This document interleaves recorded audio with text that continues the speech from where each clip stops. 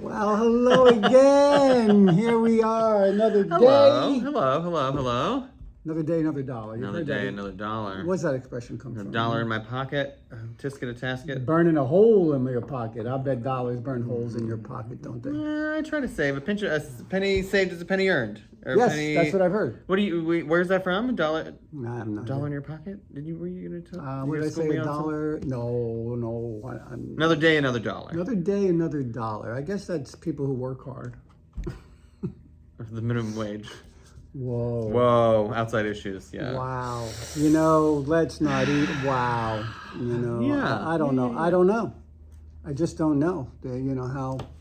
How these phrases get burned into our collective consciousness. well, there's a lot of them, and I've always wanted to do like a little, what do they call that? Like a cocktail book, a book that you put on the coffee table book yeah. With like all these sayings, and like where they came from. Like, mind your P's and Q's. Do you know what that came from? What it means? Oh, fuck. No. Oops, I know. I should know. Oh. Come on, put $1 in the bucket. Put $1 in the jar, the swear jar. That's yeah, right. Remember swear jars? I never had one growing up. No, my parents. No, we liked to swear like sailors. Yeah. P's and Q's. I think I know.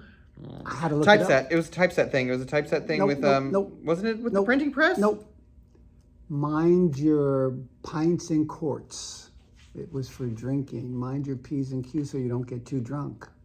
Is that what it is? Mind your pints and quarts. Then what's the thing about the printing press? There's a saying about. Why don't you look it up on your I phone? don't. I'd rather just make jokes about it. There's something about. I saw it on YouTube on a different channel on another thing about some turn of phrase that had to do with the printing press. Anyway. I don't know. Anyway, happy. Tell me about your tank top. Tell me about your tank top? Yeah, my tank tell top? me about your tank top. Well, this is from Amazon. It's an Amazon original. No they were way. on sale, and I bought them in every color. Just the stripy ones, because there's. Now tell me, what does every color mean? Well, there's a red and white. There's a blue and red. There's a green. Blue and red. Green and gray. So it's not like red and white, blue and white, green and white. No. There's all different combinations. Yeah, different combinations. I got the stripy ones. I didn't get the solid colors because I have solid colors from other ones, whatever. Yeah. They fit nice. I think like the way they What's fit. the under or over on the tank tops? Well, if you get them on sale, they're like $5, $6. What? Yeah, I know, and they're like decent quality, made somewhere. So how do you become a tank top wearer? I mean, that seems to be your, I don't want to say uniform, but it is my signature look. I will yeah, say there that. we go, signature look. Yeah. Well, if we're talking about internet knowledge that I don't know is entirely true or not. Yeah. Okay, so if you believe it, it's true. By the way. Well, then it's true. Right, because there is no absolute truth. No, especially not when it comes to stuff like this. Not when it comes to tank tops. And aren't you supposed to be square? The tips of your fingers are supposed to be the length of your height. Isn't that a thing? This is supposed to be your height. Your wingspan is supposed to be your height. Yeah, I've heard well, that. These mamas are 6'4", and this business is 5'10". So Time out. Get it. Did you actually measure my arms? Yeah. Yes, I have. I very much have. When did this happen? When I realized that my arms are too large for my body. No. So you're sitting at home all by yourself, hanging out, and you're like, I'm going to measure my arms. I've heard that this is equal to this, and you decide to measure them? Well, yeah. I mean, that's the long and short of it, I guess. Yeah. But no, I That's the width and length of it. Huh? Well, that's people are teenage boys measuring things all the time. But It's so true, isn't it? Though? Yeah.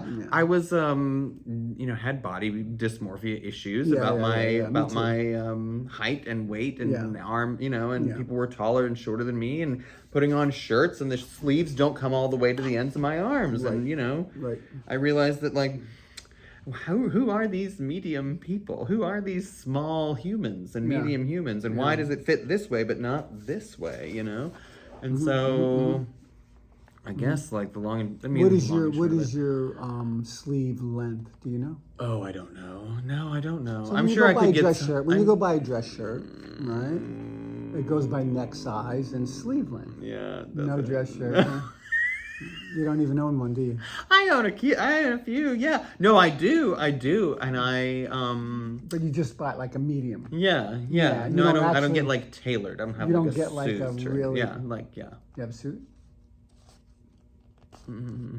Do I have a suit? Mm-hmm. Yes. Does it fit from what properly? Decade? Does it fit properly? From the 1900s, I would say. Yes. That's century. I said which decade? 1999 is in the 1900s. Yeah.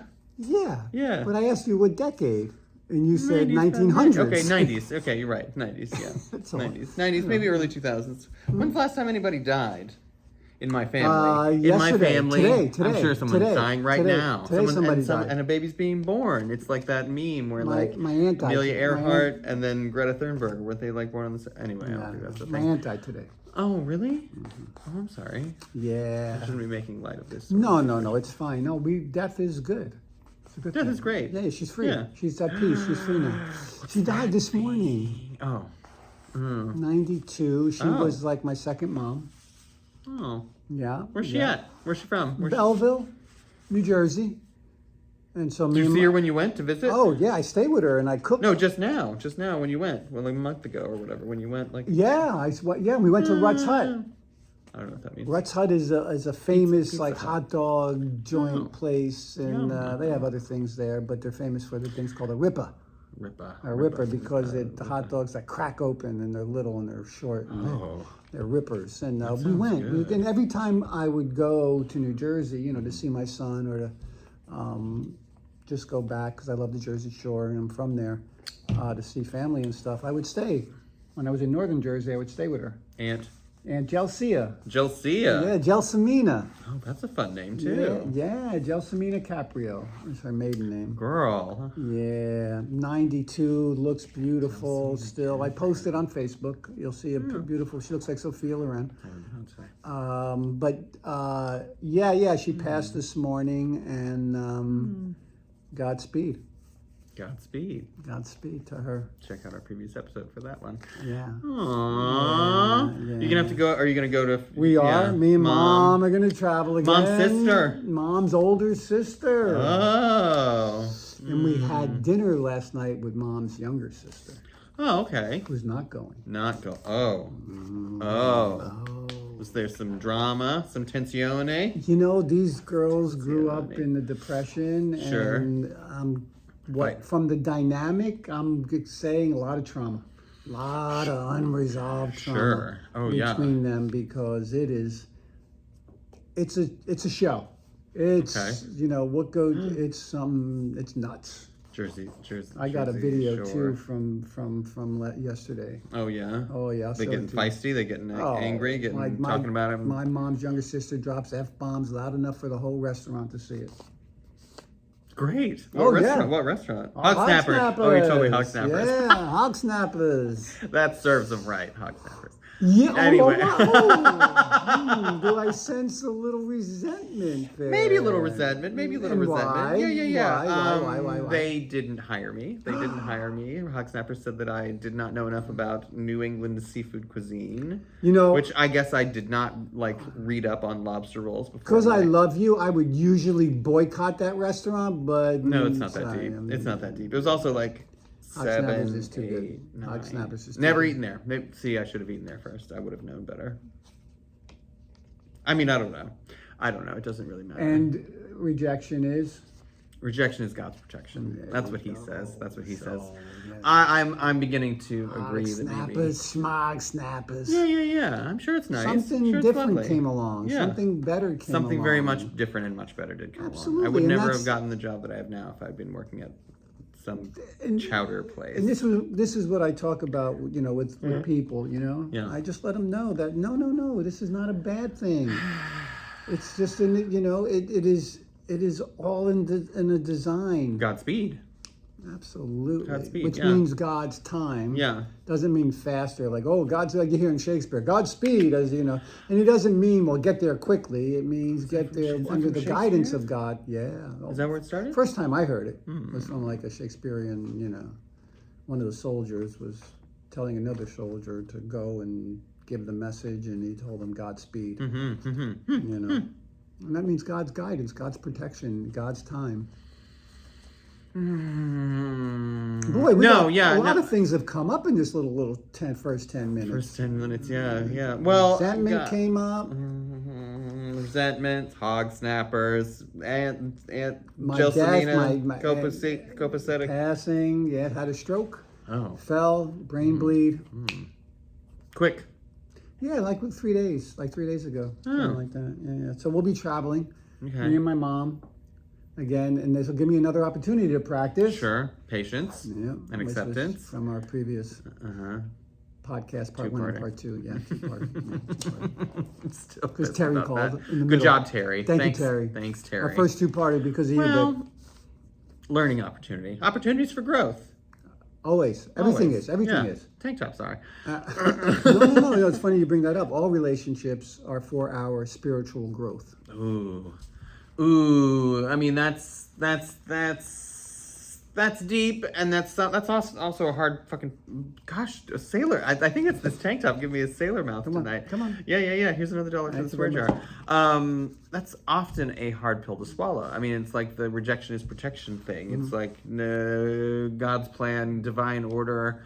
I mean, obviously, as a small 3-dimensional carbon-based life form, I don't know like the inner workings of the universe, and it's really silly for me to think that I know how things are supposed to go or how things are going to work out. But gosh darn it, if I'm not going to make projections and put all my eggs in one fragile emotional basket about some of these things, and then get really mad when things don't work out the way I want them. Yeah. Right. So gross. Well, that's why. See, I don't have an agenda any longer because I don't want to be disappointed. My job is to be of love and service. Hey, do I look like that emoji that has the hands? Yeah, look at that. I look like that little. Yeah. I think when you write awesome, this comes up. Oh, really? I think I am. Why don't you try it at home and let us know? I do like emojis though.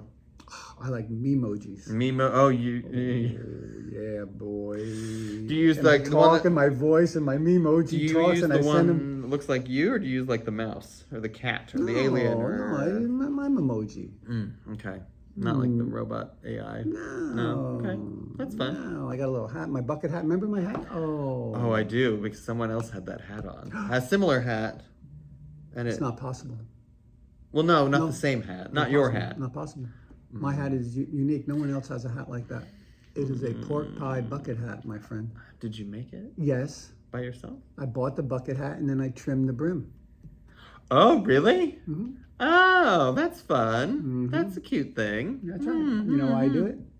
So that no one else can have the same thing? That's right, because I am unique. There you go. You are your own very person, very much. I am. Oh, I love that. So are you. Yeah. No, you are. You are very unique, and I love unique people. Me too. Yeah, I love people who are different. I love people who march to the beat of their own saxophone. Absolutely, I do. Absolutely. What keeps life interesting. That's what gives us growth opportunities. Oh, and speaking of, all relationships are for our spiritual growth, right? Your relationship with hog snappers, because that was a relationship. Very short relationship. And it was for your Actually, no, not a very short relationship, because I'm still feeling these sort of feelings about it. Dude. Let that shit go. I do, It's really more of a funny anecdote, really, at this point. No, I understand. I understand. I'm not like firebombing them. Did you do any writing on it? Only in the bathroom stall, but no, no, I didn't do any writing over it. I am. Well, let's do some right now. I am resentful. I am at hereby. Wait, at hog snappers. I'm going to help you with this. At hog snappers. The reason?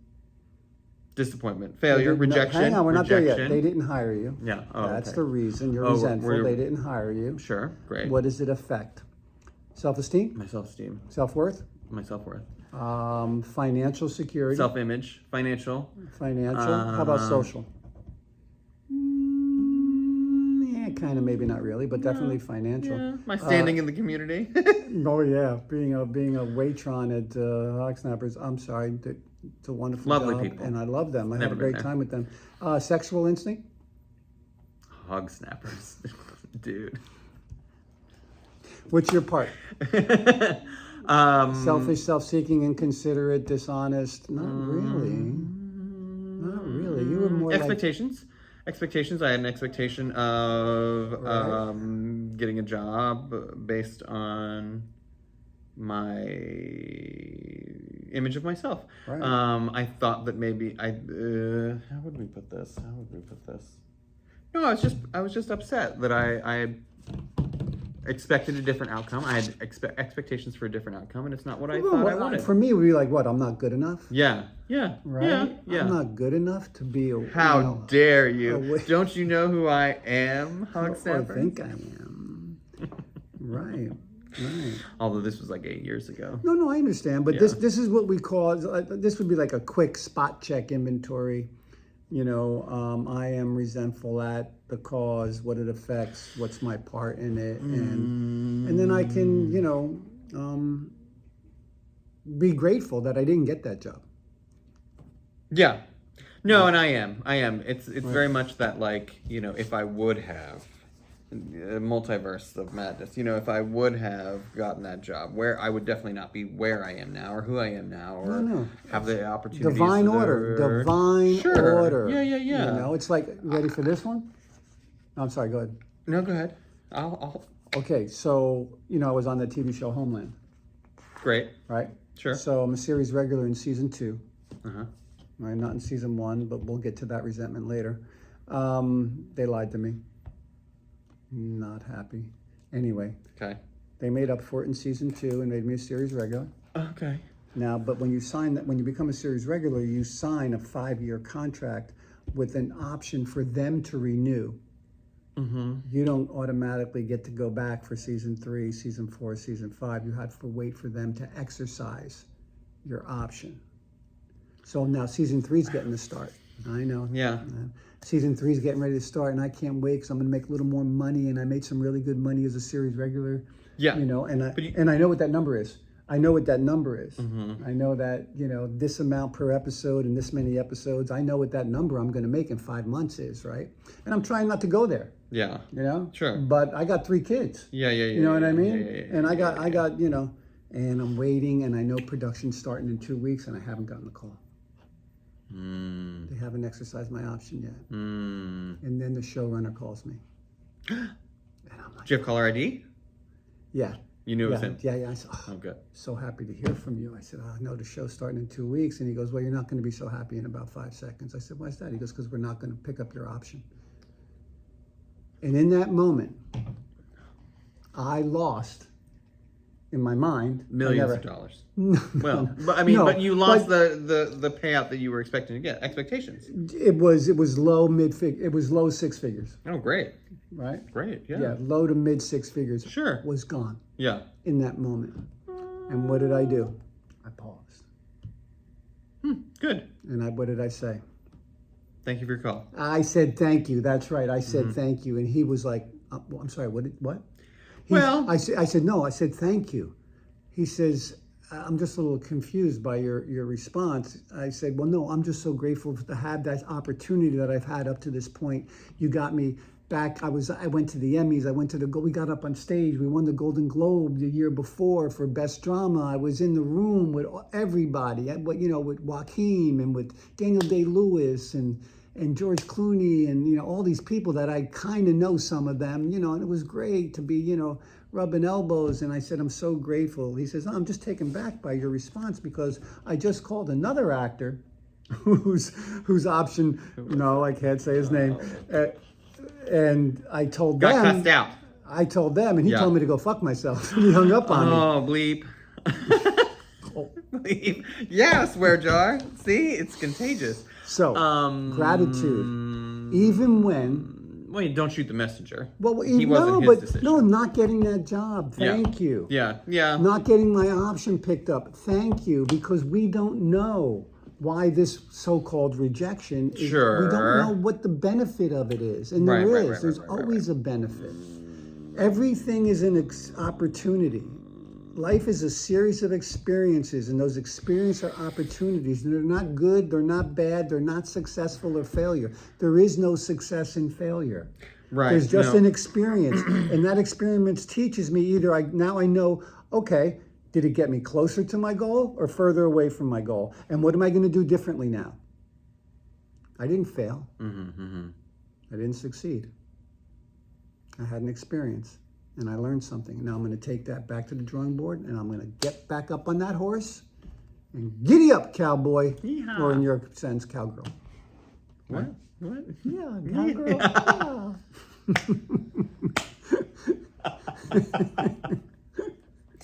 That's a different tank top. You got one with little cowboys on it and little horses? No, I little don't. Horses? I should, though. I have a cactus one. Oh, cool. Yeah. It's prickly. I almost brought prickly, that. though. I almost wore that one today. Actually, I looked at it in my. Ouch! No, and like cartoon cactuses. Like I like know. I should get one that has actual spikes on it. It's not the 80s. It's not the 80s. Like rivets, like rivet.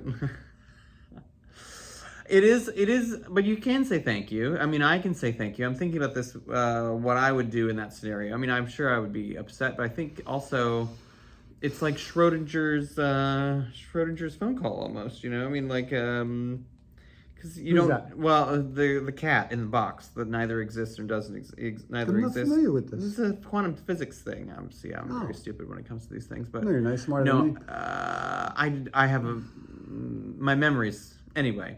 So the Schrodinger cat it's a unobserved. There's a cat in a box, and either the cat is alive or dead, but you won't know until you open the box. And the state is in flux, constant state of flux. So any physicists out there, let us know how I'm doing on this. But it's kind of like it's kind of like when I get trapped in my head about like possible outcomes, when I'm like stuck in future mode, like this could be a thing, and this could be a thing, and this could be a thing, and this could be a thing. I can waste so much the mental energy on like that date I went on. Future tripping, yes. Like that date I went on, and then I'm planning our wedding when it's like, I don't even know what his favorite color is, or if he's going to call me back, and he didn't text me back. What color were his eyes? Are his eyes? They're not as pretty as ours. No, they're not. No, look how pretty our eyes are. Black? No, come on, get over here. Get over here. Look how pretty our eyes are. Like the same color. Did you know that? Yeah. But the only way it's like fretting over the future, and the only way I'm going to find out is to ask or to make the action, to take this step. This whole, like you were saying, you knew the production was going to start in 2 weeks, and and how many times, how much mental energy, anguish did you put yourself through waiting for the call? Patience. I'm going to get the call. I'm not going to get the call. No one's called me yet. I can't wait until he calls. He's going to call me tomorrow. But like when that call was made, at least you had like a final. You had a line in the sand. It was right. And I didn't want to call him and let it, because I didn't want to come off as like needy. Right. So I did practice patience in that situation. I did so well. Good job. In that. Yeah. In that. No. Right. Yeah. I practiced patience. I didn't try to force it. I didn't want. Like you said, what are you doing? Are you going to call me? How come you haven't called me? I waited for the call, and then the call came. I practiced gratitude, and it was real. That's good. I'm very proud of myself.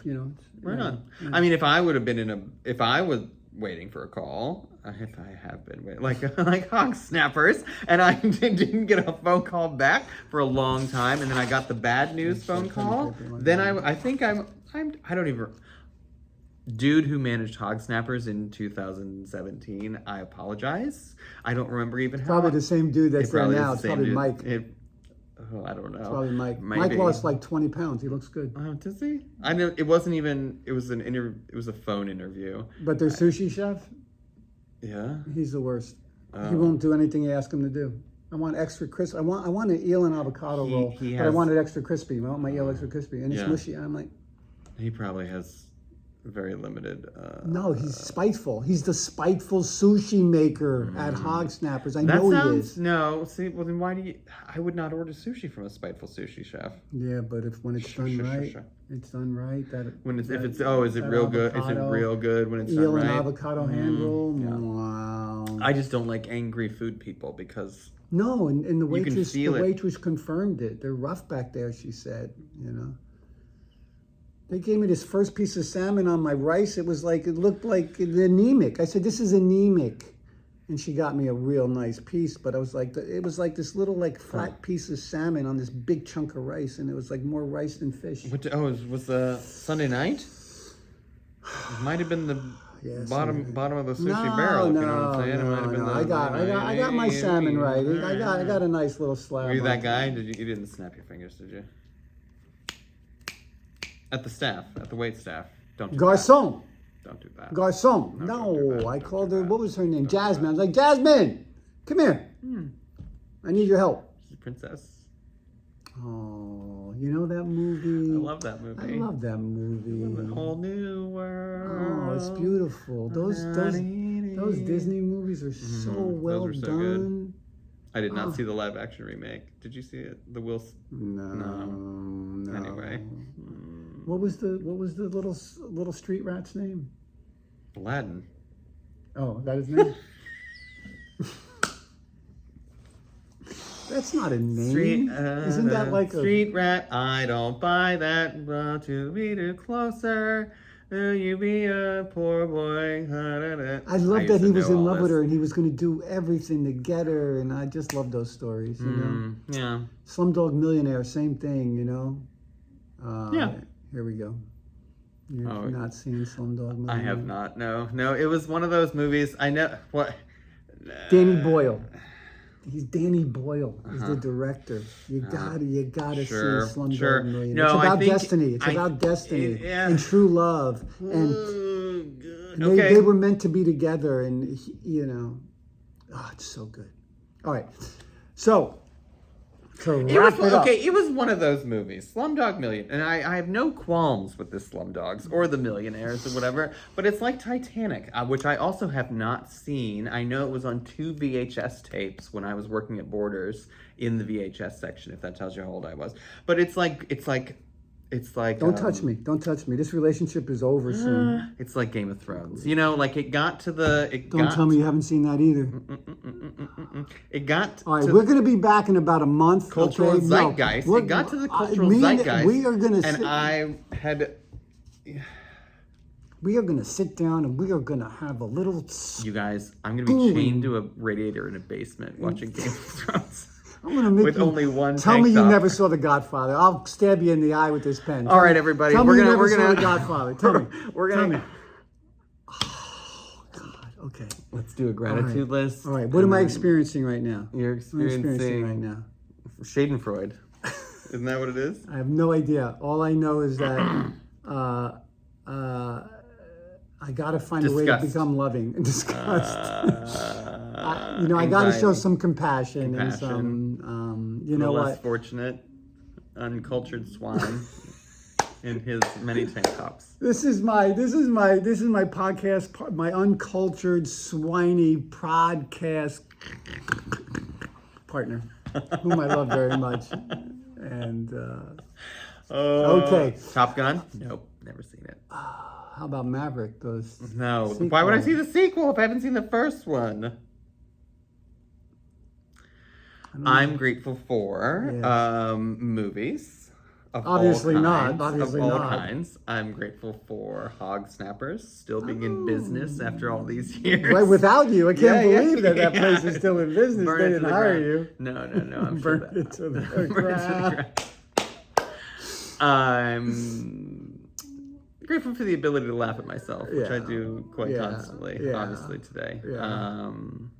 And I think it's it. I'm grateful for a lot. I'm just grateful for us and this relationship. Mm-hmm. We do this on Mondays. We lay them down on Monday and we drop the one from last Monday. Anyway, I really look forward to our time together. Me too. Yeah, I'm so grateful. That's how this all came about, where someone, I was like, I don't know why, I was creating a spiritual podcast, and then I heard, or he said, I want to do a podcast, and I said, well, you probably want to do your own podcast, but if you want to do a partnered podcast, why don't you take a look at this? And he read it and he loved it, and I'm grateful that you wanted to share the stage. Oh, word. You Likewise, know, yeah, because I know you and I know me, right? And you know, some of the early feedback from they were like, Dave, you gotta let him talk more. You gotta let him. This was some of the feedback that I would get from people I would show. But I think we're doing better. I think so. Yeah, I think and so I'm very grateful for adjustments. Yeah, adjustments, making being humble enough to listen to feedback and then make the adjustment. I'm grateful for that. Yeah. All right. Cool. Pray it out. You're doing that hand warming thing? Yeah, I don't know. I've seen some spiritual people do it. It's like the Guru Singh taught me, we get it going. All right. Om Nam Myoho Renge Kyo, Nam Myoho Renge Kyo, Nam Myoho Renge Kyo. Satanama, Satanama, Satanama, Satanama. Ang Sang Waheguru, Ang Sang Waheguru. He's looking at me funny. Are we going to have subtitles on this? Waheguru. These are little chants, Kundalini chants. The first one was a Buddhist chant. What is this? And Sanskrit? The Nam Myoho Renge Kyo aligns your mind, body, and spirit with the mystic law of the universe. So you line up, so you're just flowing in the flow. Ang Sang Waheguru is about miracles, allowing to be open to the miracle. And Satanama and Satnam, I'm not exactly sure what those are for, but it's about the light and the love and the spirit of joy and happiness. Satnam. Namaste. See you next week.